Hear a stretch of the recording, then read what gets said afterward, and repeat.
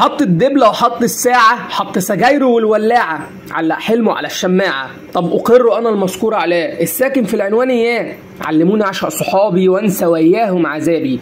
يا طير يا طاير ضربك عباب الله، اوعى بقى بلاش تجري. ياه، ذكريات مختلفة كل ما تسمع صوت منير، تحس انك في عالم تاني. الفنان الوحيد اللي قدر انه يجمع شعبية كبيرة على مدار سنين طويلة من كل الاجيال. مفيش اغنية ما لمستش احساس اي واحد فينا.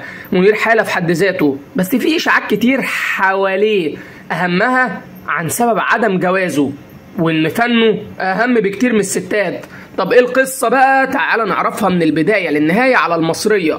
الناس كتير ما تعرفوش ان الكينج على مدار سنين عمره ال70 كان في ستات كتيرة قوي في حياته، وعلى الرغم من كده ما اتجوزش الا مرة واحدة بس، فتاة نوبية اسمها داليا يوسف، لكنه انفصل عنها واكد ان كل شيء اسمه ونصيب. لكن الانفصال السريع ده سبب ضجة كبيرة، لان لحد دلوقتي محدش فاهم السبب. وبرضه ارتبط اسم الكينج بلمياء الصحراوي، وهي ارملة النجم الراحل عادل ادهم، واتقال انهم بيعيشوا قصة حب رهيبة بسبب صورهم وظهورهم الكتير مع بعض. بس منير طلع في فترة من الفترات ونفى الإشاعة دي، وأكد إنها صديقة عزيزة ليس إلا. لكن اللي جاية دي بقى بتدل إن منير عنده خوف من الستات.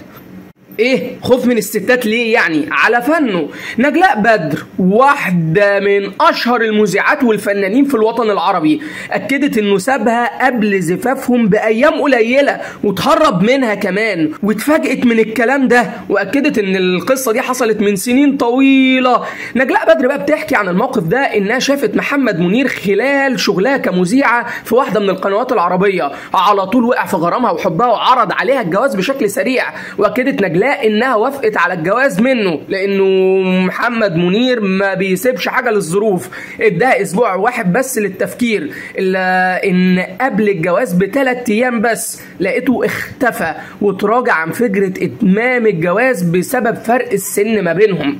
ناس كتيرة قالت انه بيخاف على فنه من الستات وشايف انه هيشغله عن جمهوره. بس تفتكر هل ده السبب مقنع لعدم ارتباط منير غير مرة واحدة بشكل رسمي؟ قول لنا انت بقى رأيك في التعليقات.